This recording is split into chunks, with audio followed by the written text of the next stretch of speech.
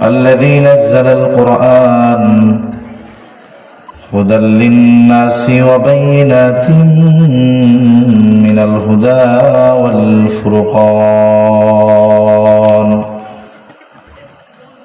وخلق الإنسان وكرمه وعلمه من البيان ما لم يعلم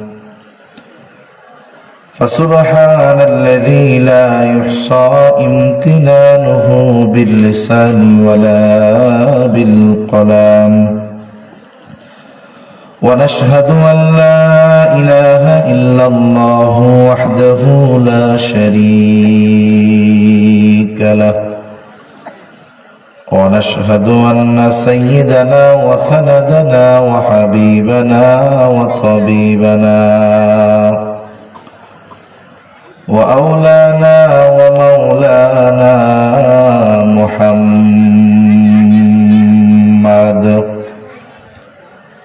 صلى الله تعالى عليه وعلى آله وأصحابه وبارك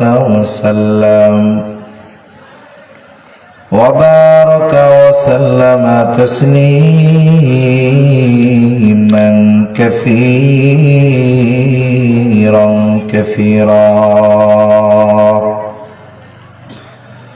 أما بعد فأعوذ بالله من الشيطان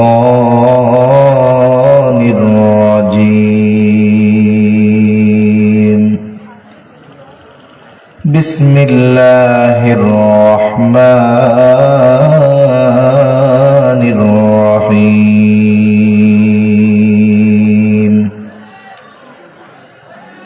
فقلت استغفروا ربكم إنه كان غفارا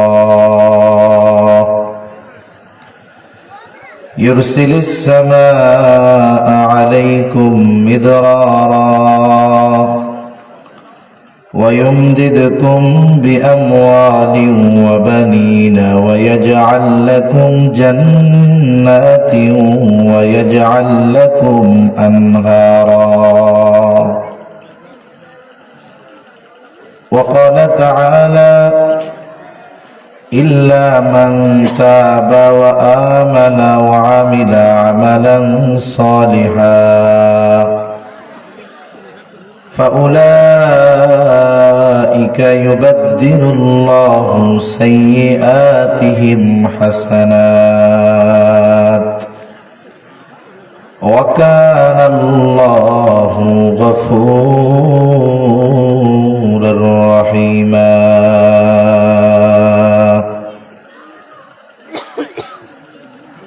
وقال رسول الله صلى الله عليه وسلم التائب من الذنب كمن لا ذنب له أو كما قال النبي صلى الله عليه وسلم صدق الله العلي العظيم وصدق رسوله النبي الكريم ونحن على ذلك من الشاهدين والشاكرين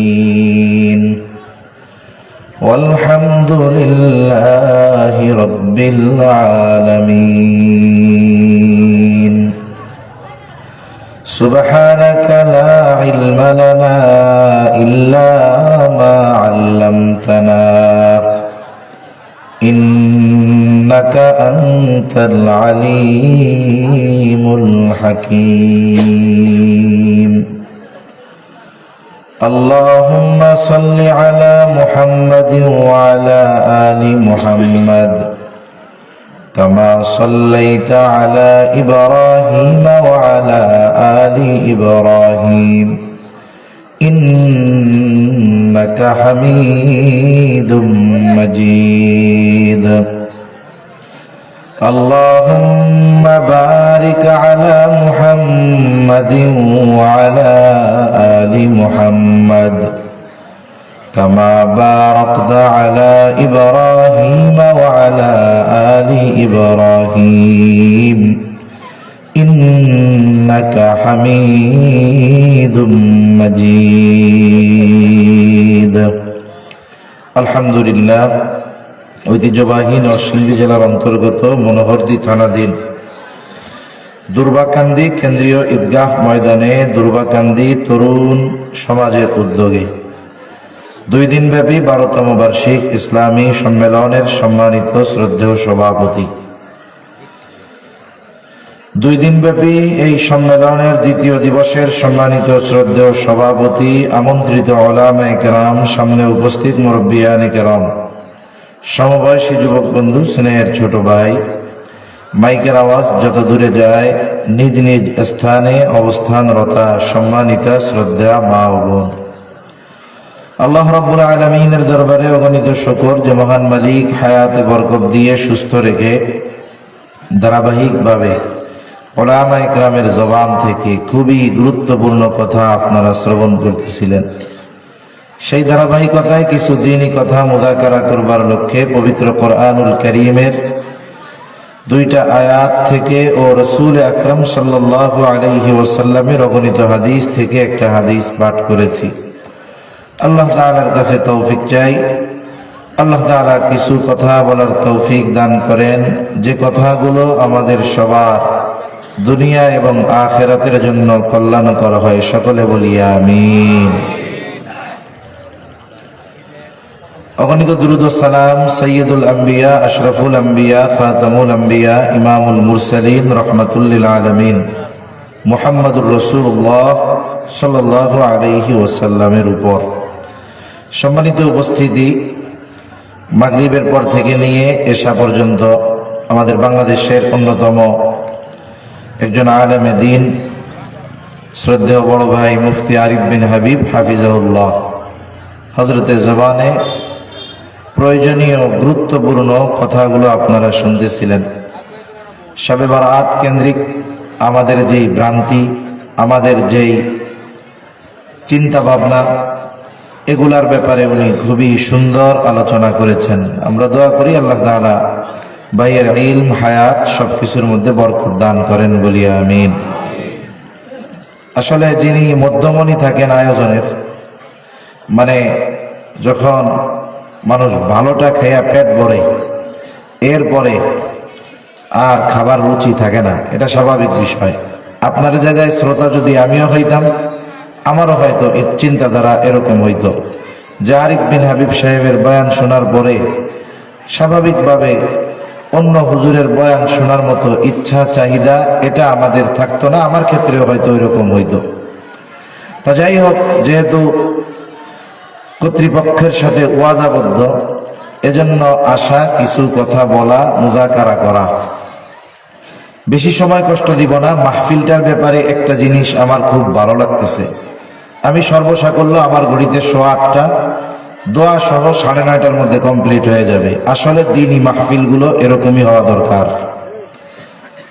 এক এলাকার কথা, নাম বলবো না এলাকার, আমি মাহফিল করে আসছি কয়েকদিন আগে।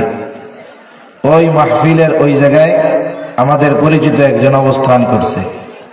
কিছু এলাকা আছে ওয়াজ দাওয়াত দেওয়ার পরে মনে করে যে আমরা যদি ওয়াজরে দিয়া রাত 1:30টা পর্যন্ত না খাটাই তাহলে কি কাম হইল? তারা মনে করে কামলা দেওয়ার জন্য নিচ্ছে। কি হলো? মাদ্রাসার মাহফিল। সে বলতেছে গতকাল যে আমি তো রাত্রে ছিলাম, ফজরের নামাজ মনে হয় একজনও পড়তে পারে নাই। মাহফিল দিয়া কোনো লাভ আছে? জোরে বলেন, লাভ আছে? এজন্য মাহফিলগুলা 10টা, সর্বোচ্চ যারা শহর কেন্দ্রিক বা শহরের আশপাশ সর্বোচ্চ 11টা হতে পারে। গ্রামে 10টার উপরে যাওয়া এটা কোনোভাবেই সমীচীন নয়। এই অভ্যাসে আমাদের অভ্যস্ত হওয়া দরকার। তাহলে কি হবে? এ মাহফিল কেন? মাহফিল যেন বেনামাজি নামাজি হয়, ঠিক কিনা বলেন? এখন মাহফিলের আয়োজন করতে গিয়ে যদি নামাজির নামাজ ছুটে যায় তাহলে এই বিষয়টা কেমন হয়ে গেল? এজন্য কর্তৃপক্ষকেও মোবারকবাদ জানানো দরকার যে স্রোতের বিপরীতে যেখানে 9:30টায় অনেক অঞ্চলে মাহফিল শুরুই হয় কি হয় না? 9:30টায় শ্রোতা আসা শুরু হয়, রাত 2টা না হইলে মাহফিল শেষ হয় না। সেখানে ওনারা অল্প সময়ের মধ্যে মাহফিল শেষ করে মানুষের যেন নামাজ ছুটে না যায় এইরকম সময় হাতে রেখে যে প্রোগ্রাম শেষ করতেছে, এজন্য তরুণ যুবক ভাই যারা, এনাদের মোবারকবাদ জানানো দরকার এবং এই বিষয়টার অনুসরণ অনুকরণ আমাদেরও করা দরকার। আল্লাহ তৌফিক দান করেন। আমি মূলত দুটো বিষয় নিয়ে আপনাদের খেদমতে আলোচনা করার ইচ্ছা পোষণ করেছি। একটা হলো তওবা, আর একটা হলো ইস্তিগফার। ইস্তিগফার আল্লাহ তাআলার কাছে ক্ষমা চাওয়া, তওবা প্রত্যাবর্তন করা, তার মানে যেই গুনাহ করেছে সেই গুনাহ আর না করা। আসলে মানব জীবনের সবচাইতে বড় ক্ষতির দিক হলো পাপ। মানুষ যখন পাপে অভ্যস্ত হয়ে যায়, তার অন্তরের মধ্যে কালো একটা দাগ হয়ে যায়। পাপের মাধ্যমে অন্তরের মধ্যে কি হয়? কালো দাগ হয়। পাপ করে এক সময় এই অন্তর পরিপূর্ণ কালো হয়ে যায়। যেমন হাদিসের মধ্যে আসছে, নবীজি সাল্লাল্লাহু আলাইহি ওয়াসাল্লাম বলেন, বাইতুল্লাহর সাথে একটা পাথর লাগানো আছে। ওই পাথরটারে আমরা কি বলি? হাজারে আসওয়াদ, কালো পাথর। বাস্তবিক অর্থে নবীজি বলেন যে এই পাথরটা আসলে কালো পাথর ছিল না, এটা ছিল দুধের মতো সাদা।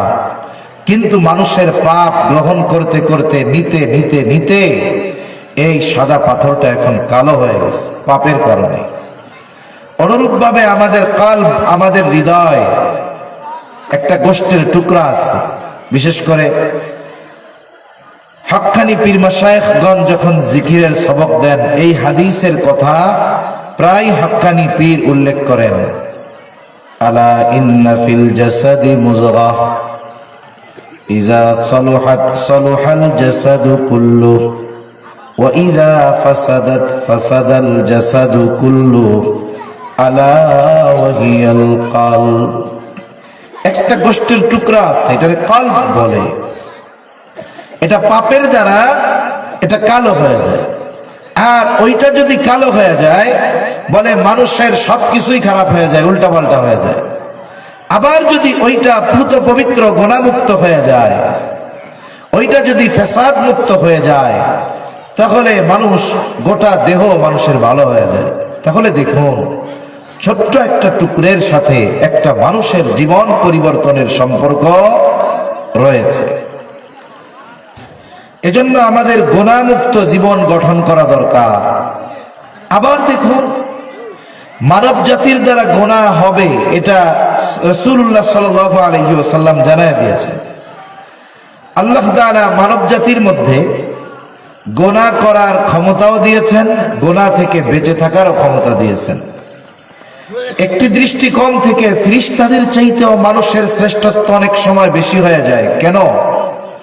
বলে আল্লাহ তাআলা ফেরেশতাদেরকে গুনাহ করার ক্ষমতা দেন নাই।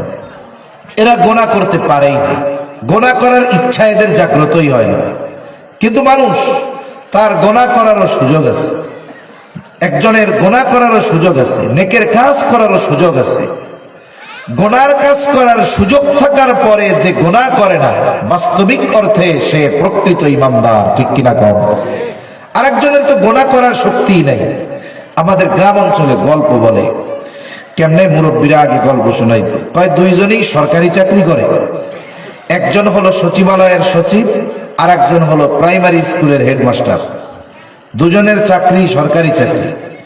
এখন যিনি সরকারি উচ্চপদস্থ কর্মকর্তা, উনি ঘুষ টুস খায় আর কি। আর সরকারি স্কুলের চাকরি করে যিনি, উনি গর্বের সাথে বলে যে আল্লাহর রহমতে সরকারি চাকরি করি, 1 টাকাও ঘুষ খাই না। আর একজন কয়, তুমি পাইলেই না খাবা, তোমারে ঘুষ দেওয়ার কেউ আছে? তুমি ঘুষ চাইলে তো মায়ের খাবা। বোঝা যায় তো, ওই জায়গায় অবস্থান করে যদি কেউ ঘুষ না খায়, হারাম না খায়, ওরটা প্রশংসনীয়।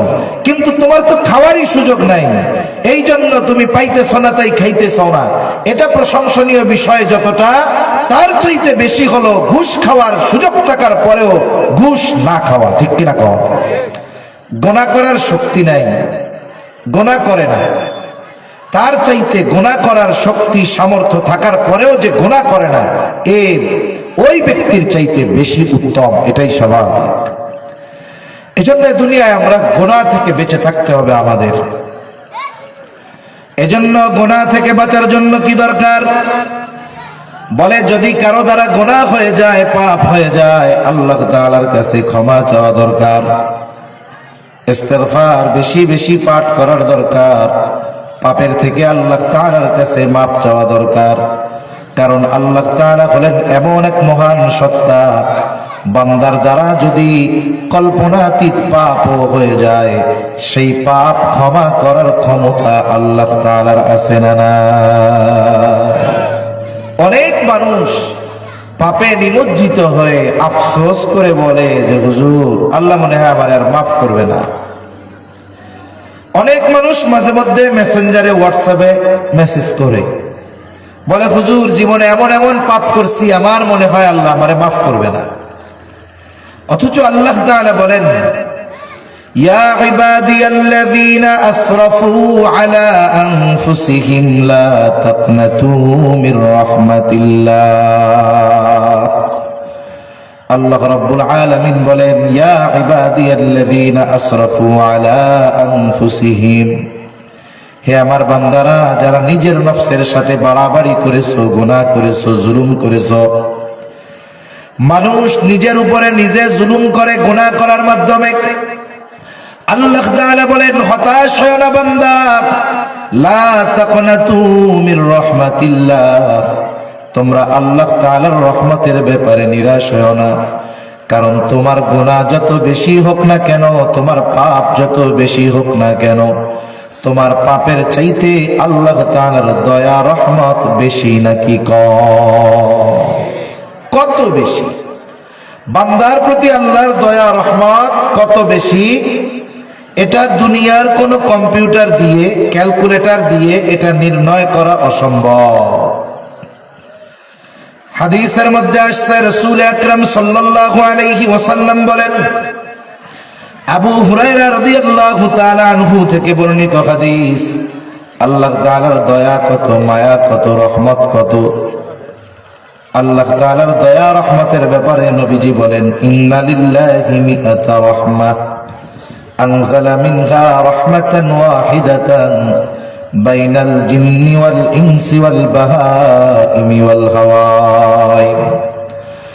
নবীজি সাল্লাল্লাহু আলাইহি ওয়াসাল্লাম বলেন, ইন্না লিল্লাহি মিআতা রাহমাহ, আল্লাহ তাআলার কাছে 100 রহমত আছে। অথবা আল্লাহ তাআলা তার রহমতকে 100 ভাগে ভাগ করেছেন। অথবা আল্লাহ তাআলার কাছে 100 রহমত আছে। আনজালা মিনহা রাহমাতান ওয়াহিদাতান, ওই 100 রহমত অথবা 100 ভাগ রহমত থেকে 1 ভাগ রহমত আল্লাহ তাআলা মানুষ এবং জিন, শুধু মানুষ আর জিন নয়, যত স্থল প্রাণী আছে, যত জলজ প্রাণী আছে, এক কথায় সকল সৃষ্টির মাঝে আল্লাহ তাআলা ওই 1 ভাগ রহমত দয়া বন্টন করে দিয়েছে। আল্লাহর কাছে আছে 100 ভাগ, গোটা সৃষ্টির মধ্যে বন্টন করে দিছে কত ভাগ? 1 ভাগ। এই 1 ভাগ রহমত সৃষ্টির শুরু থেকে নিয়ে শেষ পর্যন্ত সবাই পাবে। মানুষ পাবে, জিন পাবে, সমুদ্রের প্রাণী পাবে, স্থল ভাগে যত প্রাণী আছে সব পাবে। জঙ্গলের হিংস্র প্রাণী, তার অন্তরেও মোহাব্বত আছে, ভালোবাসা আছে। সমাজের সবচাইতে নিকৃষ্ট প্রাণী কুকুর, তার অন্তরেও সন্তানের জন্য মায়া আছে, দয়া আছে। অনেক সময় দেখবেন অনেক কুকুর আছে প্রভু ভক্ত, একটু খাবার দেয়, কিছু হাড্ডি দেয়, মাছের কাটা দেয়, ওই কুকুর এতটুকু ওই মালিকের কাছ থেকে খেয়ে মালিকের এতটা ভক্ত হয়ে যায়, মালিক যদি রাতে একা একা কোথাও যায়, কুকুরও তার পিছে পিছে দৌড়ায়। কুকুরের মনেও মায়া দয়া আছে। কয়েক মাস আগে নাটোরে এক জায়গায় একটা প্রোগ্রামে গেছে, যাওয়ার সময় আমার সাথে ওই এলাকার একজন মৌলানা সাহেব ছিলেন। আসলে সফর করলে জ্ঞান বাড়ে, সফর করলে পৃথিবীর অনেক কিছু দেখা যায়, জানা যায়। আল্লাহ তাআলার অনেক সৃষ্টি দেখার মাধ্যমে আল্লাহর পরিচয় লাভ করা যায়। আমরা চলতেছি মেইন রোড থেকে একটা শাখা রোডের মধ্যে ঢুকবো, যখনই গাড়িটা বাঁক নিয়েছে, একটা কুকুর আমাদের গাড়ির উপরে আক্রমণের সাথে আক্রমণাত্মক ভাবে তেড়ে আসছে।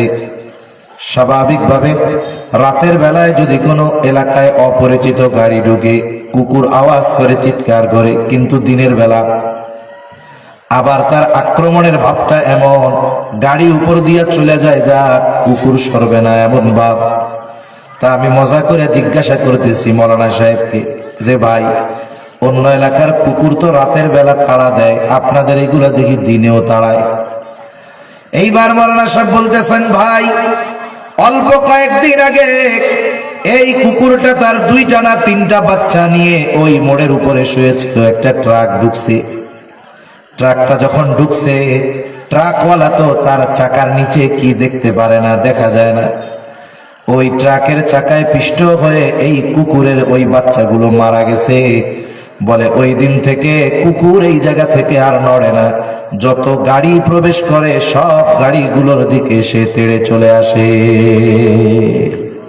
তার মানে এই যে তার বাচ্চা গাড়ির চাকায় পিষ্ট হয়ে মারা গেছে, এটা সে বলতে পারতেছে না, বাচ্চার শোকে, বাচ্চার মায়ায়, বাচ্চার মোহব্বতে বারবার যেই গাড়ি আসে তার উপরে সে তেড়ে আসে।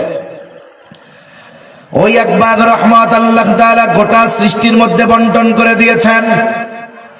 ওই এক বাগ রহমত থেকে আমার আপনার নবী দয়া পেয়েছে, রহমত পেয়েছে। এক ভাগের অংশ একটা পেয়ে নবী হয়ে গেছে রহমাতুল লিল আলামিন। কত মায়া নবীর অন্তরে। প্রত্যেক নবী তার উম্মতকে ভালোবাসে, কিন্তু মুহাম্মাদুর রাসূলুল্লাহ সাল্লাল্লাহু আলাইহি ওয়াসাল্লামের মতো ওই রকম ভাবে তিনি যা তার উম্মতকে যত ভালোবাসেন, এত ভালো আর কোন নবী তার উম্মতকে বাসে না। এটাই বাস্তব। দুনিয়ার ভালোবাসা, দয়া মায়া যা দেখেন, এর সাথে স্বার্থ আছে। কিয়ামতের দিন মা দুনিয়া অনেক সময় সন্তানের জন্য জীবন দেওয়ার জন্য প্রস্তুত থাকে, বাবা সন্তানের জন্য জীবন দিতে প্রস্তুত থাকে, কিন্তু কিয়ামতের দিন এই মা এই বাপ সন্তান যদি বিপদে পড়ে ওর দিকে তাকাবেও না। ওই দিন তো সবাই সবার থেকে পলায়ন করবে। আল্লাহ তাআলা বলেন, ইয়াউমা ইয়াফিরুল মারউ মিন আখিহি ওয়া উম্মিহি ওয়া আবিহি ওয়া সাহিবাতিহি ওয়া বানিহি লিকুল্লি ইমরিইন মিনহুম ইয়াউমাইযিন শা'নুন ইউগনি। আল্লাহ তাআলা বলেন, কিয়ামতের দিন ভাই ভাইয়ের থেকে পলায়ন করবে। ওয়া উম্মিহি ওয়া আবিহি, পিতা মাতার থেকে পলায়ন করবে। ওয়া সাহিবাতিহি ওয়া বানিহি, স্ত্রী সন্তান যাদের জন্য রক্ত পানি করে, সন্তানকে কেন্দ্র করে তার দুনিয়ার স্বপ্ন বুনন করে। বলে কিয়ামতের দিন ওই স্ত্রী সন্তানদের থেকে পলায়ন করবে, প্রত্যেকে নিজের চিন্তা করবে। শুধু তাই না, কিয়ামতের দিন গর্ভধারণকারিণী মা তার সন্তানের পরিচয়কে অস্বীকার করবে। বলে ওই মুসিবতের দিন কেউ কাউকে চিনবে না, কিন্তু আমার আপনার নবী ওই এক ভাগের একটা অংশ রহমত পেয়ে কিয়ামতের দিন তার উম্মতকে নবীজি ভুলবে না।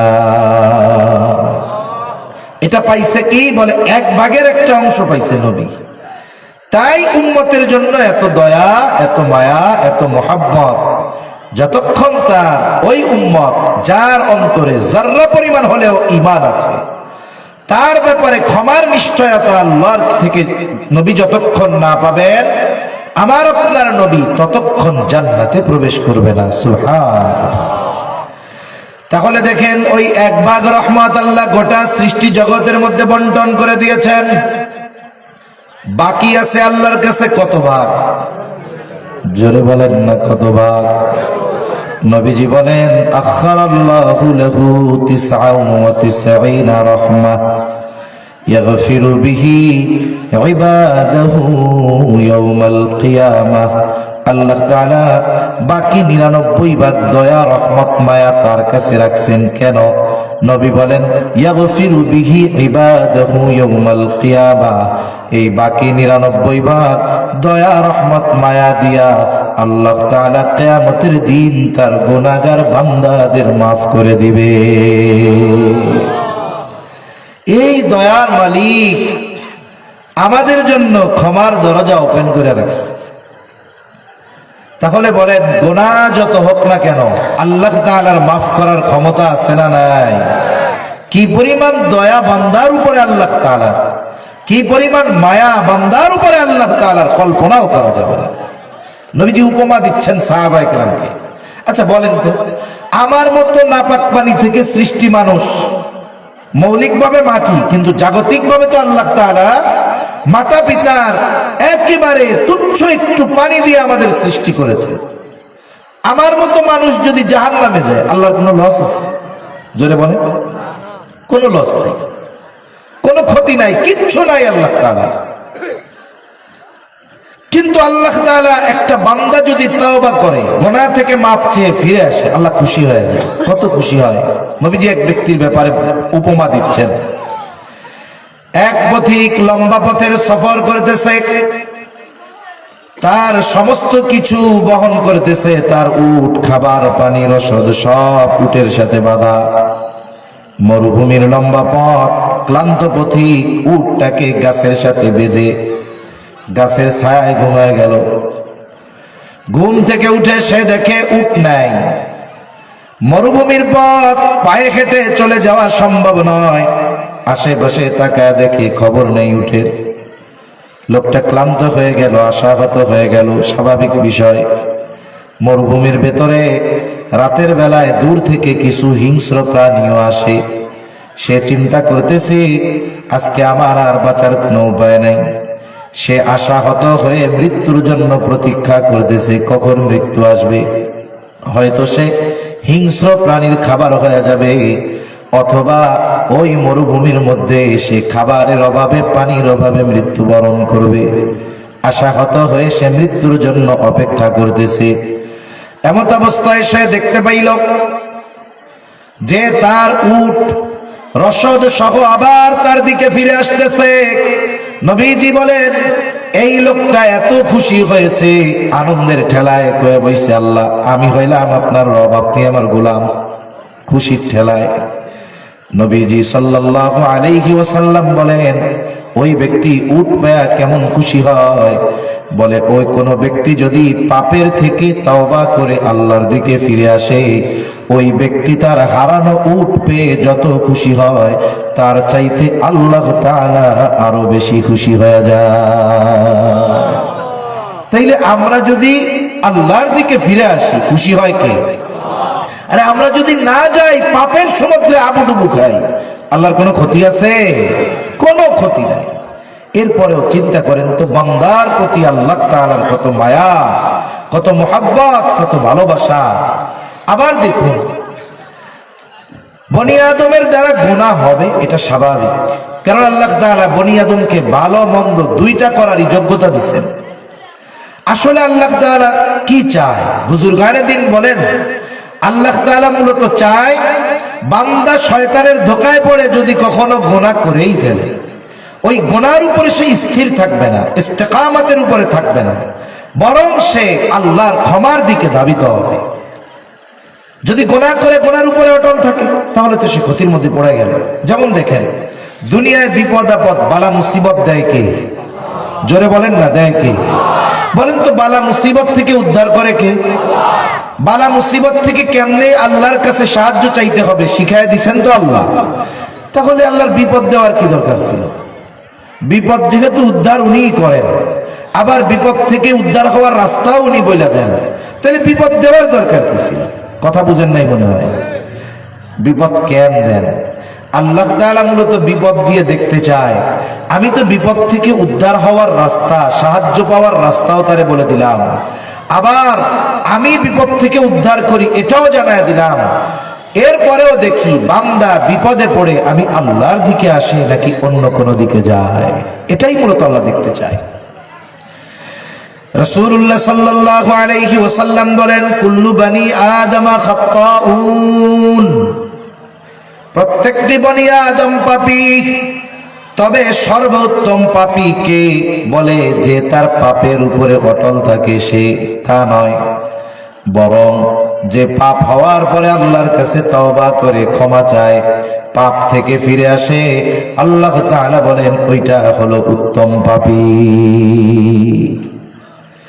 তিরমিজির এক বর্ণনার মধ্যে আসছে নবীজি সাল্লাল্লাহু আলাইহি ওয়াসাল্লাম বলেন, বনি আদম যদি একেবারে গুনাহ না করত, তাহলে আল্লাহ তাআলা অপর আরেক জাতি সৃষ্টি করতেন যারা গুনাহ করত, আবার আল্লাহ তাআলার কাছে ক্ষমা চাইতো।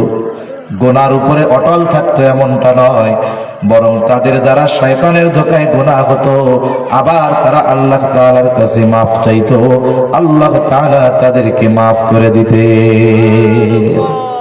এই যে কয়েকটা হাদিস আমরা আলোচনা করলাম, এর মাধ্যমে প্রথম বিষয় আমরা বুঝতে পারলাম যে আমাদের দ্বারা গুনাহ হতে পারে। কারণ শয়তান আদম আলাইহিস সালাতু ওয়াস সালামকে যখন আল্লাহ তাআলা সিজদা করতে বলছে, শয়তান করে না, আল্লাহর অবাধ্য হয়েছে। আল্লাহ তাআলা জিজ্ঞাসা করলেন, ক্বালা মা মানাআকা আন তাসজুদা লিমা আমারতুক, কোন জিনিস তোমাকে আমার আদেশ অমান্য করতে প্ররোচিত করলো? কেন তুমি আমার আদেশ মানলা না? কোন জিনিসে বাধা দিল? শয়তান বলল, আনা খায়রুম মিন, আমি তারে সিজদা করি নাই কারণ আমি হলাম তার চাইতে ভালো, তার চাইতে উত্তম। কেন ভালো? যুক্তিও দিয়া শয়তান বলে, খলাকতানি মিন নার ওয়া খলাকতাহু মিন তিন, বলে আল্লাহ আপনি আমারে বানাইছেন আগুন দিয়া, তারে বানাইছেন মাটি দিয়ে। প্রত্যেকটা জিনিসের মৌলিক কিছু স্বভাব আছে। মাটির মৌলিক স্বভাব কি? মাটি হয় নিম্নগামী, যত উপরে মারে ও উপরে উঠবে না, নিচে নামে। আবার দেখবেন আগুনের স্বভাব কি? আগুন যেখানেই ধরবে ওর থেকে উপরের দিকে যায়, নিচের দিকে খুব কম আসে। তাহলে আগুনের স্বভাব হলো আগুন ঊর্ধ্বমুখী, মাটির স্বভাব হলো মাটি নিম্নমুখী। শয়তান বলতে চায়, আল্লাহ আমার মৌলিক পদার্থ হলো আগুন, আমার গতি হলো ঊর্ধ্বমুখী, আর আদমের মৌলিক পদার্থ হলো মাটি, ও হলো নিম্নমুখী। ঊর্ধ্বমুখী কোন জিনিস নিম্নমুখী জিনিসকে সেজদা করবে, এটা যুক্তিতে মেলে না। এই জন্য সেজদা করি নাই। আমার গতি যেহেতু উপরের দিক, আমি তো ওর চাইতে ভালো। বলেন তো, আল্লাহ তাআলার আদেশ আসার পর ওই আদেশের পেছনে যুক্তি দাঁড় করানো এটা মুমিনের কাজ নয়, বরং এটা শয়তানের কাজ। আল্লাহ আদেশ করছে, আদেশ মানে নাই। আল্লাহ বলেন, ক্বালা ফাখরুজ মিনহা ফাইন্নাকা রাজীম ওয়া ইন্না আলাইকা লা'নাতি ইলা ইয়াউমিদ্দিন, বের হয়ে যা মারদুদ, তোর উপরে কিয়ামত পর্যন্ত লানত। এবার শয়তান কিন্তু তাওবা করে নাই, অনুশোচনার মধ্যে পড়ে নাই, বরং তার গুনার উপরে সে অটল, তার অহংকারের উপরে সে অটল। সে আল্লাহর কাছে ক্ষমা না চাইয়া পাল্টা সে আল্লাহর কাছে বলে, ক্বালা রব্বি ফাআনযিরনি ইলা ইয়াউমি ইউবআসুন, ক্বালা ফাইন্নাকা মিনাল মুনযিরিনা ইলা ইয়াউমিল ওয়াকতিল মা'লুম। সে তার এই কর্মের জন্য অনুশোচনা না করে পাল্টা আল্লাহ তাআলার কাছে বলে যে এরা তো কিয়ামত পর্যন্ত থাকবে, এদের সাথে আমার একটা শত্রুতা হয়ে গেল। অনেক সময় দেখেন না, শত্রুতা বাপের সাথে, প্রতিশোধ নেয় কার উপরে? পোলার উপরে, সন্তানের উপরে। বলে এদের সাথে এদের বাপের কারণে আমি অভিশপ্ত হইলাম, তাহলে এই শত্রুতা বনি আদম যতদিন থাকবে তাদের সাথে আমার এই শত্রুতার সম্পর্ক থাকবে। এই জন্য আপনি আমারে ফাআনযিরনি ইলা ইয়াউমি ইউবআসুন, আপনি পুনরুত্থান দিবস পর্যন্ত আমারে অবকাশ দেন, সুযোগ দেন, হায়াত দেন। আল্লাহ তাআলা বললেন, তোকে যা নির্দিষ্ট একটা মেয়াদ পর্যন্ত সুযোগ দেওয়া হলো। ক্বালা ফাইন্নাকা মিনাল মুনযিরিন ইলা ইয়াউমিল ওয়াকতিল মা'লুম, তোকে নির্দিষ্ট একটা মেয়াদ কাল সুযোগ দেওয়া হলো, এর মধ্যে তোরে পাকড়াও করা হবে না, তোর অনুসরণকারীদেরও পাকড়াও করা হবে না। ও সুযোগ পাইছে, এখন কি কয়? ক্বালা ফাবিইজ্জাতিকা লাউগওয়িয়ান্নাহুম আজমাঈন, যখন এই সুযোগ আল্লাহ তাআলা তাকে দিয়ে দিল, সে এবার আল্লাহর ইজ্জতের কসম খেয়ে বলে, আল্লাহ আপনার ইজ্জতের কসম, ক্বালা ফাবিইজ্জাতিক লাউগওয়ান্নাহুম আজমাইন। শয়তান দুইটা তাকিদ খায়া কইছে, অবশ্যই অবশ্যই এই বনি আদমকে আমি পথভ্রষ্ট করব। এজন্য শয়তানের মিশন আমাদেরকে পাপে লিপ্ত করার মাধ্যমে দ্বীনের পথ থেকে বিচ্যুত করে জাহান্নামের পথে নিয়ে যাওয়া। এটা কার মিশন? জোরে বলেন, শয়তানের মিশন। আর আল্লাহ তাআলা তার রহমতের দুয়ার, ক্ষমার দুয়ার ওপেন করে রাখছে। এজন্য নবীজি সাল্লাল্লাহু আলাইহি ওয়াসাল্লাম জানায় দেন, পশ্চিম দিক দিয়ে সূর্য উদিত হবার আগ পর্যন্ত আল্লাহর তাওবার দরজা খোলা রাখবে। যত বড় গুনাহ হোক, তাওবা করলে আল্লাহ ক্ষমা করে দিবে, এটা আল্লাহ তাআলার ওয়াদা। এটা তো সামগ্রিকভাবে সময়, আবার প্রত্যেকটার ব্যক্তিগতভাবে সময় আছে। আমার আপনার তাওবা আল্লাহ তাআলা কতক্ষণ কবুল করবে? নবীজি বলেন, ইন্নাল্লাহা ইয়াকবালু তাওবাতাল আবদি হাত্তা মা লাম ইউগরগির।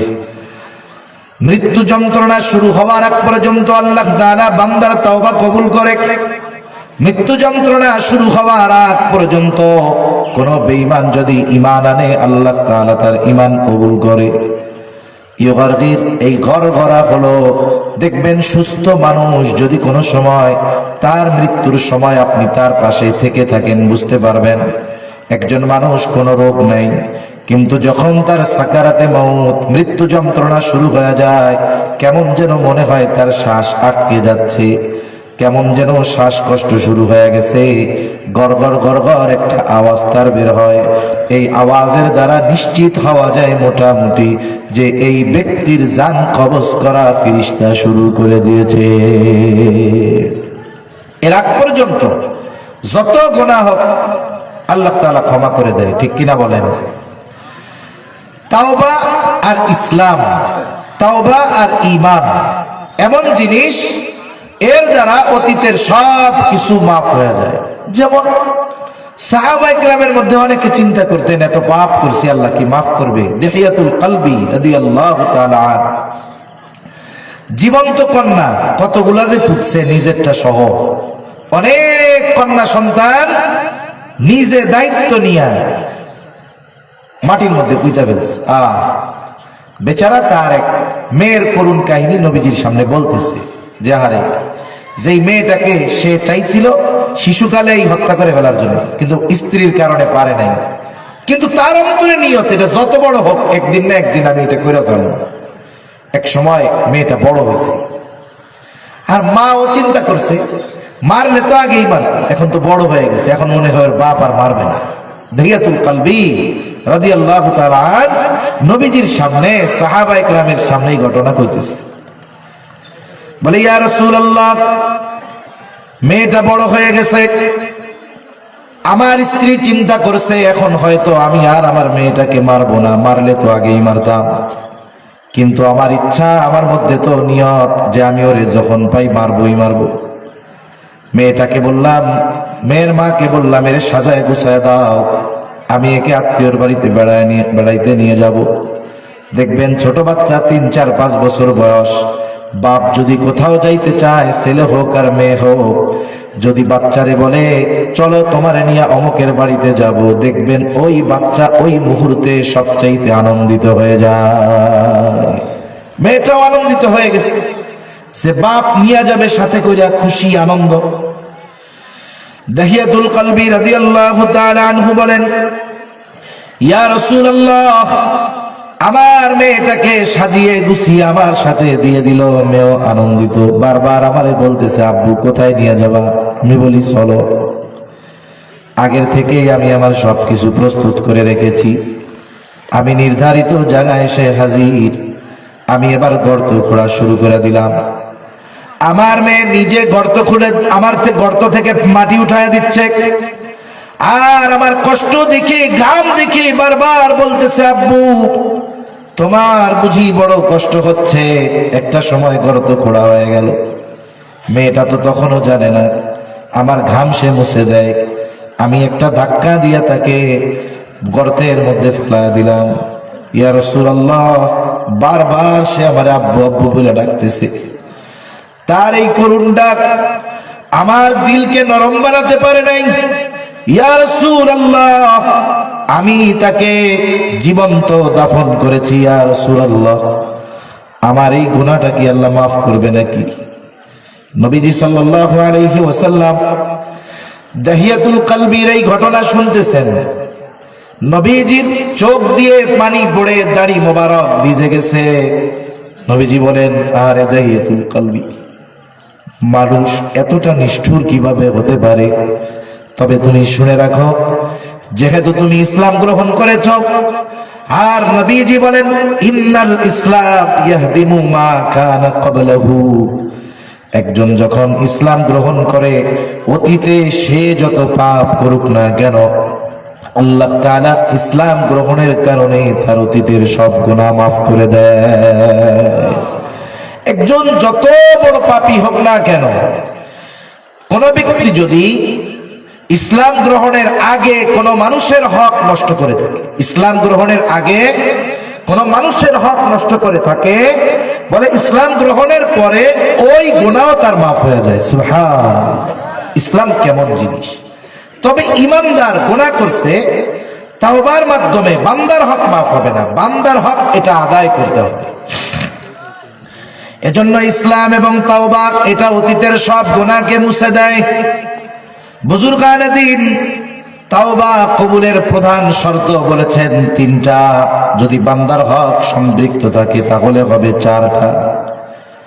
এক নাম্বার শর্ত বলে, অতীতে যেই গুনাহ করতো গুনাহ ছাড়তে হবে, ভবিষ্যতে ওই গুনাহ না করার ব্যাপারে দৃঢ় প্রতিজ্ঞাবদ্ধ হতে হবে, সাথে সাথে ওই গুনাহ যেটা করেছিল তার জন্য অনুতপ্ত হতে হবে।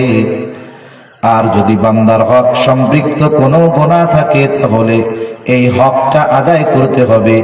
এই শর্তগুলো ঠিক রেখে যখন কেউ আল্লাহ তাআলার কাছে ক্ষমা চায়, বলে তার গুনাহ যদি আসমান সমপরিমাণ হয়, গুনাহগুলো মাফ করে দেয় কে?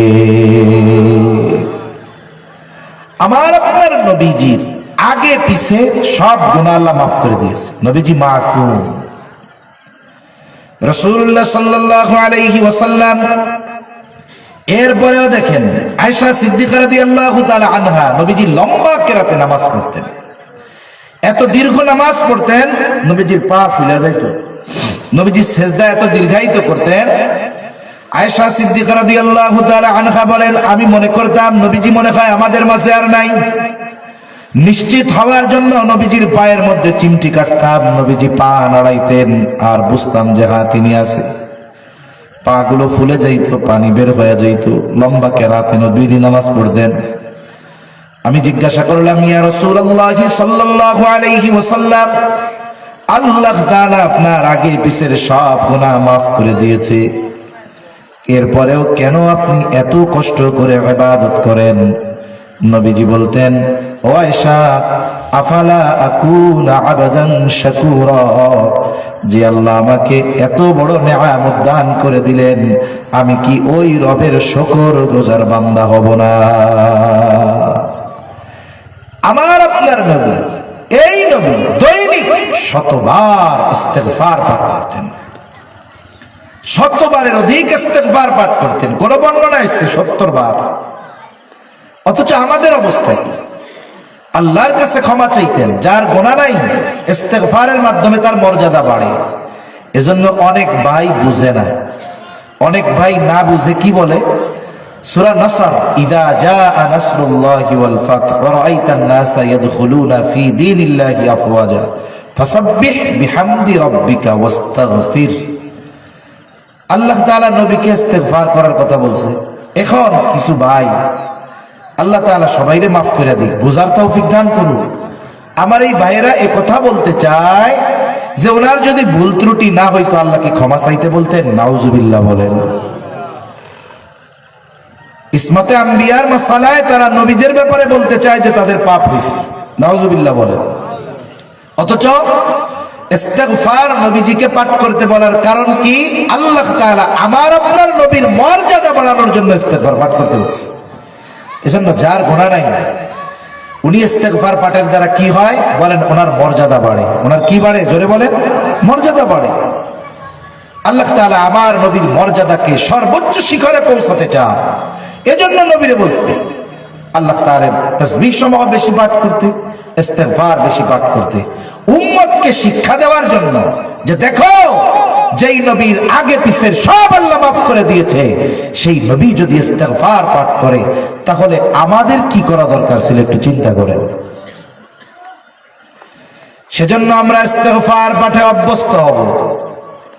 মানুষের যখন রোগ হয়, স্বাভাবিক আপনার জ্বর হয়েছে, আপনি ডাক্তারের কাছে গেছেন, স্বাভাবিক নাপা খেয়েছেন, 3-4 দিনে জ্বর যায় না নাপা খেয়ে। এবার আপনার এলাকার ফার্মাসিস্ট বলে আপনি একটু যান নরসিংদী গিয়া ডাক্তার দেখান, অথবা শিবপুর অথবা মনোহর দিঘিয়া উপজেলা স্বাস্থ্য কমপ্লেক্সে দেখান। এবার আপনার টেস্ট দেওয়া হয়েছে, টেস্টের পরে ডাক্তার বলতেছে আপনার জ্বর সাধারণ জ্বর আর আপনার জ্বর এক না। বলে অন্যান্য জ্বর নাপা এক্সট্রা খাইলে চলে যায়, কিন্তু আপনার এই জ্বর যাওয়ার জন্য অ্যান্টিবায়োটিক লাগবে।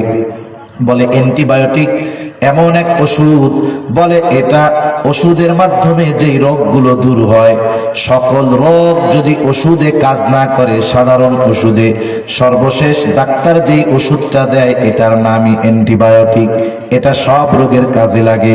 বলে ইস্তিগফার এমন এক আমল, এটা হলো আমলের অ্যান্টিবায়োটিক। বলে ইস্তিগফার পাঠে যারা অভ্যস্ত হয়, দুনিয়া আখিরাত উভয় জাহানের নিয়ামত তারা পেয়ে যায়। এজন্য আমরা গুনার থেকে ফিরবো, তাওবার 4 শর্তের আলোকে তাওবা করে গুনার থেকে ফিরে আল্লাহ তাআলার কাছে বেশি বেশি ক্ষমা প্রার্থনা করব, বেশি বেশি ক্ষমা চাইতে থাকবো আল্লাহর কাছে।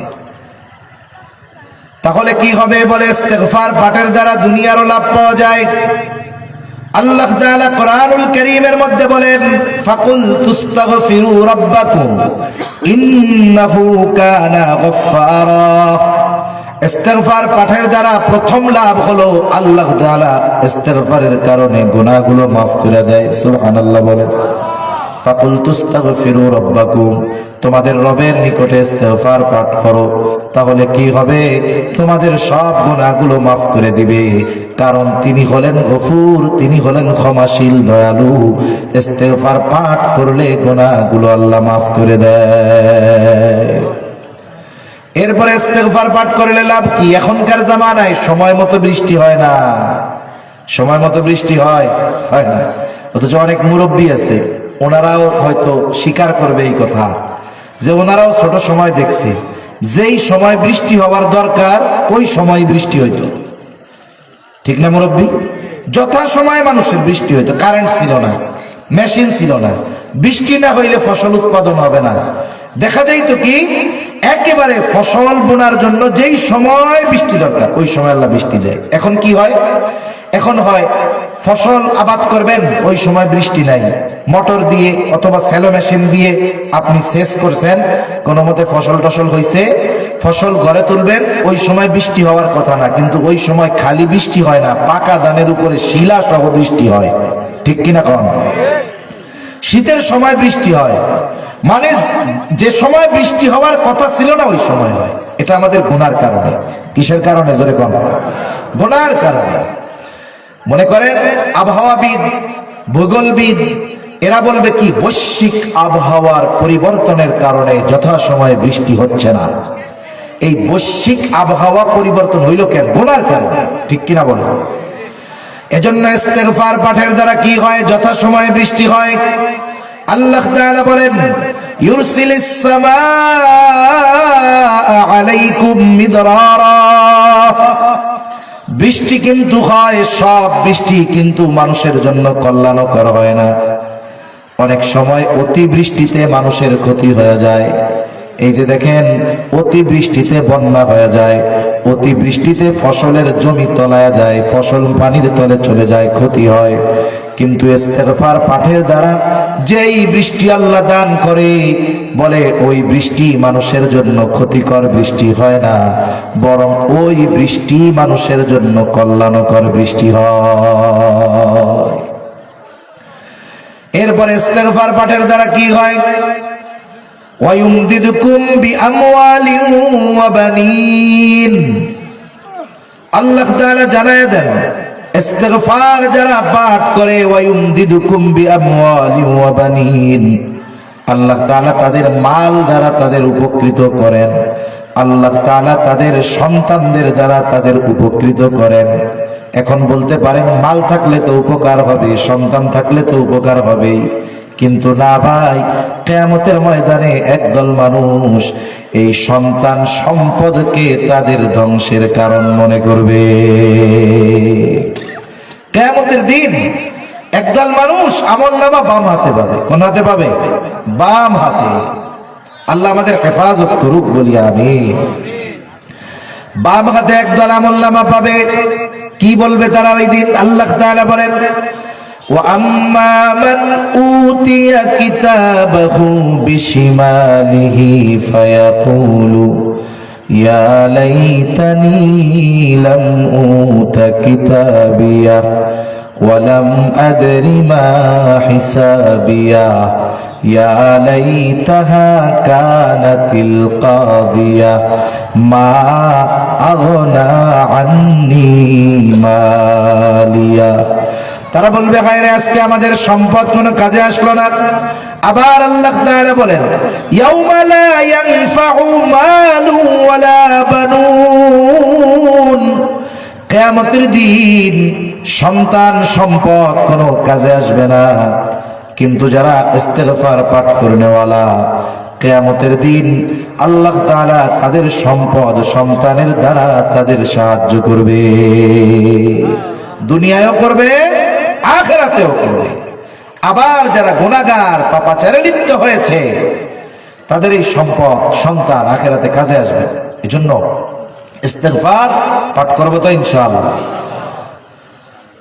আল্লাহ তাআলার কাছে দৈনিক নিজের জীবনে যেমন খাবার, এটা আমাদের জীবনের অবিচ্ছেদ্য এক অংশ।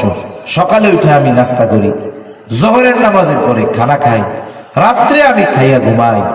আরে আমার শ্বাস প্রশ্বাস যেমন জরুরি, যদি আধা ঘন্টা বন্ধ হয়ে যায়, 2-4 জন আছেন নাকি পয়সা থাকবেন? 5 মিনিট পারা যাবে। ইস্তিগফার কে ওইরকম শ্বাস প্রশ্বাস যেমন জরুরি মনে করি আমরা আমাদের জীবনের সাথে ইস্তিগফারকে এরকম জরুরি বানাবো তো ইনশাআল্লাহ। আমল করেন। আপনার যে কোনো সমস্যা আপনি আমল করেন। বুজুর্গানে দিন 3টা আমল দেয় কন্টিনিউ। এটা আমার কাছে অনেকে সমস্যার কথা বলছে, আমিও বুজুর্গানে দিনের ওই কথা নকল করে মানুষকে কইছি। 1 নাম্বার, সমস্যায় পড়লেই আমারে যদি কেউ বলে, আমি ওলামায়ে কেরাম বুজুর্গানে দিনের ওই কথাটা কয়ে দিই, বলি যে শোনেন, দৈনিক কমপক্ষে সকাল সন্ধ্যা 100 বার আস্তাগফিরুল্লাহ। ওই যে পাইকারি পড়া পড়লে হবে না, আস্তাগফিরুল্লাহ আস্তাগফিরুল্লাহ আস্তাগফিরুল্লাহ আস্তাগফিরুল্লাহ, এটা না, খেয়াল করে পড়বেন আস্তাগফিরুল্লাহ। আর মুখ দিয়ে আরবিতে আস্তাগফিরুল্লাহ বলবেন, আর জেহেনে ভাসাবেন আল্লাহ আপনার কাছে আমি মাপ চাইতেছি। মুখে থাকবে আরবি শব্দ, জবানে থাকবে এর অর্থ। আস্তাগফিরুল্লাহ 100 বার, লা হাওলা ওয়ালা কুওয়াতা ইল্লা বিল্লাহ 100 বার, দুরূদ শরীফ ছোটটা হোক সাল্লাল্লাহু আলাইহি ওয়াসাল্লাম 100 বার। এই কয়টার উপর আমল করেন সকাল সন্ধ্যা, যদি সম্ভব হয় 5 ওয়াক্ত নামাজের পর। এটা আমি আমার কথা বলতেছি ক্রেডিট নেওয়ার জন্য, বিষয়টা এমন না। আমি যতজনরে বলছি, যতজন সমস্যার জন্য আমারে বলছে, এরপরে যারা আমার সাথে যোগাযোগ করছে সবাই করে নাই, প্রত্যেকের ফিডব্যাক হলো এটা যে হযরত এই আমলটা কইরা আমি আমার সমস্যা থেকে মুক্তি পাইছি। সুবহানাল্লাহ। এটা কোনো ব্যক্তির ক্রেডিট না তো, এটা তো এই আমলের যে ফজিলত, এটা তারা পাইছে খেয়ালের সাথে, আবেগের সাথে করার কারণে, গুরুত্ব সহকারে করার কারণে। এজন্য আমরা শ্বাস প্রশ্বাস যেমন জরুরি আমরা আমাদের জন্য দৈনিক কমপক্ষে 100 বার ইস্তিগফার পাঠ করা জরুরি বানাবো তো ইনশাআল্লাহ। সাথে সাথে গুনাহ হতে পারে, গুনার থেকে আল্লাহর কাছে মাফ চাইব। এই যে মাফের সিজন চলতেছে, গুনাহ মাফের সিজন চলতেছে না, গুনাহ মাফের সিজন চলতেছে। দেখুন, এটা শুরু হয়ে গেছে আজকে বৃহস্পতিবার, আরবি হিসাবে আজকে বৃহস্পতিবার, এই শুক্রবার রজনী লাইলাতুন নিসফি মিন শাবান, ভাই তো লম্বা কথা, সুন্দর কথা বলে গিয়েছে। এই রাত্রে আল্লাহ মাফ করে দেয় বান্দারে। এটা হলো মুক্তির রাত। আল্লাহ তাআলা এই দিন বান্দার প্রতি বিশেষ নজর দেয়। এই হাদিসের মধ্যে আসছে আল্লাহ সবাইকে ক্ষমা করে দেয়, শুধুমাত্র আল্লাহর সাথে যারা শিরিক করে আর হিংসা বিদ্বেষ লালন করে তারা ছাড়া। তার মানে আল্লাহ বান্দারে মাফ করতে চায়। এই যে রোজার মাস, ক্ষমার মাস, মাফের মাস, গুনাহ মাফের মাস, জান্নাত পাওয়ার মাস, জাহান্নাম থেকে মুক্তির মাস। আমরা যদি এখন থেকে ইস্তেগফার পাঠে অভ্যস্ত হয়ে যাই তাহলে কি হবে? তাহলে সামনের সময়গুলো গুনাহমুক্ত কাটানো আমাদের জন্য সহজ হবে, ঠিক কিনা বলেন? এজন্য দেখুন, এখন আপনি আল্লাহর কাছ থেকে গুনাহ থেকে তওবা করছেন, ইস্তেগফার পাঠে অভ্যস্ত হয়েছেন, কি হলো? বলে আল্লাহ তাআলা যখন কোনো বান্দারে মাফ করে দেয়, এখন ওই বান্দা তো আল্লাহর প্রিয় বান্দা। আপনি যখন কোনো লেখা ভুল হয়, আমরা ওই ফ্লুয়েড কালি, সাদা কালি দিয়া মুছতাম না, মুছা রাখতাম। এখন ওই জায়গায় যদি ফাঁকা থাকে তাইলে বোঝা যায় যে এই জায়গায় কোনো না কোনো লেখা ছিল। বুজুর্গানের দিন বলেন আল্লাহ তাআলা চান না যে তার বান্দার গুনাহ মাফ করে দেওয়ার পরে ফেরেশতারা কিয়ামতের দিন টের পাক যে এই জায়গায় গুনাহ ছিল। এজন্য আল্লাহ তাআলা তাওবা আর ইস্তেগফারের মাধ্যমে শুধু গুনাহ মাফ করে দেন তা নয়, বলে তাওবা ইস্তেগফারের পরে আল্লাহর কাছে গুনাহ থেকে মাফ চাওয়ার পরে, তাওবা করার পরে যারা গুনায় আর জড়ায় না, ভালো কাজ করে, নেক আমল করে, তাদের জন্য কি পুরস্কার? আল্লাহ তাআলা বলেন মান তাবা ওয়া আমানা ওয়া আমিলা আমালান সালিহা ফাউলাইকা ইউবাদদিলুল্লাহু সাইয়্যাতিহিম হাসানাত। আল্লাহ তাআলা বলেন মান তাবা, যে তাওবা করলো, ওয়া আমিলা আমালান সালিহা, আর সৎকর্ম করলো, গুনাহ করে না, পাপের কাছে যায় না, খালিস ভাবে তাওবা করছে, আল্লাহ তাআলা বলেন ওই পাপী তাওবা করার পর তার ওই পাপগুলোকে আল্লাহ তাআলা নেক আমল দিয়ে বদল করে দেয়। সুবহানাল্লাহ বলেন। তার মানে তাওবা কত পাওয়ারফুল জিনিস, ইস্তেগফার কত পাওয়ারফুল জিনিস। তাওবার মাধ্যমে শুধু অতীতের গুনাহ মাফ হয় এমনটা নয়, বরং ওই গুনাহগুলোকে নেকের দ্বারা যিনি বদল করে দেয় তিনি কে? তাহলে ইস্তেগফার পাঠ করব তো? হাদিসে একটা ইস্তেগফার, আস্তাগফিরুল্লাহাল আযীম ওয়া আতুবু ইলাইহি, এটা করলে তাওবা ইস্তেগফার দুইটা জিনিসই চলে আসে। আর যদি এটাও আমার জন্য কষ্টকর হয় তাহলে কি করব? আস্তাগফিরুল্লাহ আস্তাগফিরুল্লাহ। নামাজ পড়ার জন্য ওযু লাগে, ইস্তেগফার পড়ার জন্য ওযু লাগবে? হাঁটতে পড়া যাবে, চলতে পড়া যাবে। আমি আমার জবানকে এই সমস্ত জিকির দ্বারা সিক্ত করব।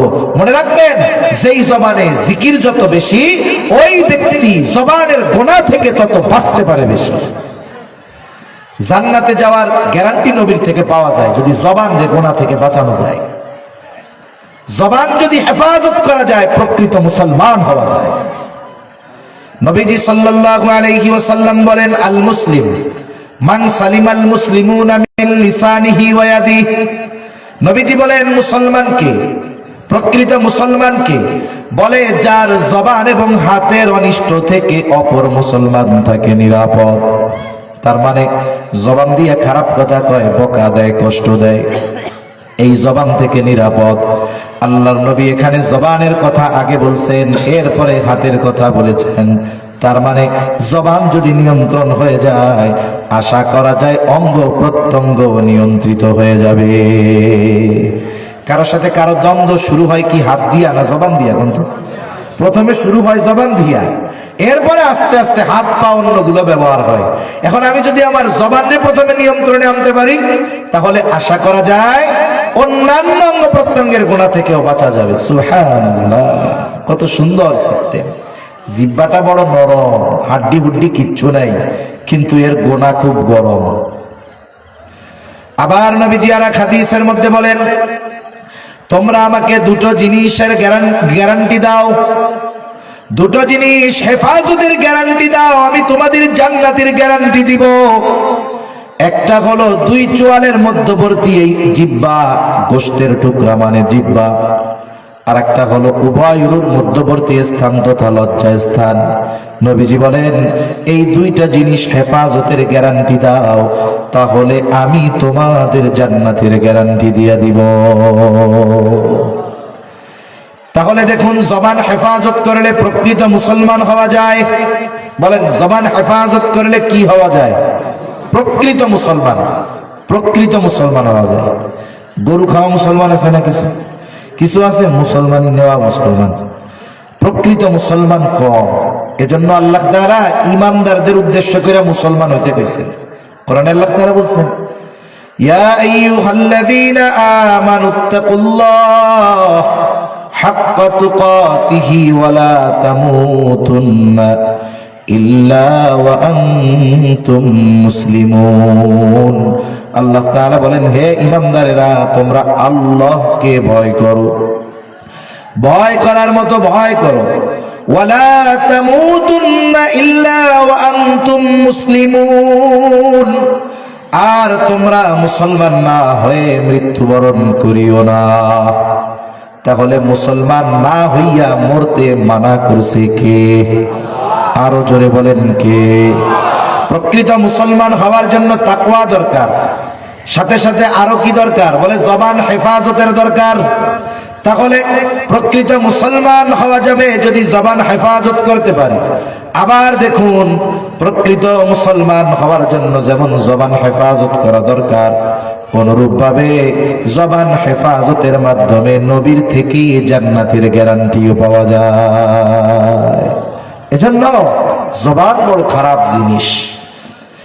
আর এই জবানের হেফাজতের অন্যতম মাধ্যম হলো আল্লাহর জিকির। জবানকে আমি আপনি যত আল্লাহর জিকির দ্বারা সিক্ত করব, এই জবান তত আমার জন্য আখিরাতে কল্যাণকর হবে। এজন্য শুধু আস্তাগফিরুল্লাহ এটা দৈনিক 100 বার বলবো। এরপরে আর এক কাজ করবো, কোরআন নাজিলের মাস আসতেছে, আফজালুজ জিকির তিলাওয়াতুল কোরআন। আফজালুজ জিকির, সবচাইতে উত্তম জিকির কোরআন তিলাওয়াত করা। এখন যারা কোরআন তিলাওয়াত করতে পারেন, জবান দিয়ে কোরআন বেশি তিলাওয়াত করবেন। আমাদের অভ্যাস হলো কি, আমরা শুধুমাত্র যতটুকু সময় কোরআন সামনে নিয়ে পড়ি, মনে করি ওই সময় পড়তে হবে, বাকি সময়গুলোতে পড়ি না, কয় মুখস্থ নাই। আরে মিয়া, সূরা ফাতিহা মুখস্থ আছে না? সূরা কুল হুয়াল্লাহ মুখস্থ আছে না? ফালাক নাস আছে না? এই সূরাগুলো পড়েন না কেন? এগুলো বারবার পড়েন। জবানে কোরআনের তিলাওয়াত থাক। আচ্ছা, আস্তাগফিরুল্লাহ পড়তেছেন, পড়েন। কুল হুয়াল্লাহর সূরাটা পড়েন। 3 বার যদি পড়া হয়, 1 খতম কোরআন তিলাওয়াতের সমপরিমাণ সওয়াব আল্লাহ দান করবে। সুবহানাল্লাহ। আপনার আত্মীয় স্বজন মারা গেছে, সাথে সাথে মনে পড়ছে, আফসোস হায় হায় না কইরা সাথে সাথে কুল হুয়াল্লাহ 3 বার পড়া আল্লাহর কাছে বলেন, আল্লাহ এর সওয়াব আপনি আমার আত্মীয় স্বজন সহ যত কবরবাসী আছে তাদের উপর দিয়া দেন। আসলে আমরা বুঝি না, আমাদেরকে উদাসীনতায় পেয়ে বসছে, এটা আমাদের বড় সমস্যা। তাহলে কি করব? আমরা জবানকে জিকির দ্বারা শিখতে করব। শ্বাস প্রশ্বাস যেমন জরুরি মনে করি নিজের জন্য, অনুরূপ ভাবে ইস্তেগফারকে নিজের জীবনের জন্য জরুরি বানাবো। ঠিক কিনা বলেন? এটা হলো পেটের খাবার। ইস্তেগফার রূহের যত খাবার আছে এর মধ্যে অন্যতম খারাপ খাবার হলো ইস্তেগফার। বিশেষ করে এটা পাঠ করার চেষ্টা করব, আস্তাগফিরুল্লাহাল আযীম ওয়া আতুবু ইলাইহি। এটা চেষ্টা করব দৈনিক 100 বার পাঠ করার। করব তো ইনশাআল্লাহ। যদি করতে পারি, গুনাহ যত হোক আল্লাহ তাআলা গুনাহ maaf করতে পারে কি পারে না? আরে বনি ইসরাইলের এক জালেম ছিল, জালেম। নবীজি বলেন, এমন কোন পাপ নাই এই জালেম করে নাই।